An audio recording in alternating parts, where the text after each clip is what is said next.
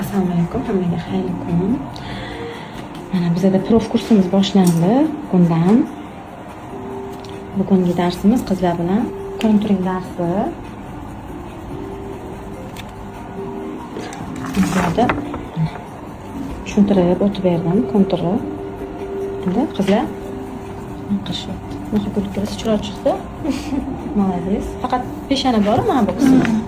Mana bu tomoni. Yedirib oling chiroyli. O'shancha noto'g'ri chiqqan. Shahzodaniki juda ham idealni, chiroyli, молодец.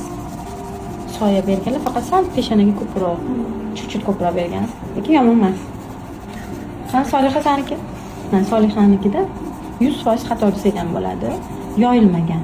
Chunki birinchi qizlar mana rumiyani konturlarni daftarga qilib, tushovka qilishni o'rganishadi, keyin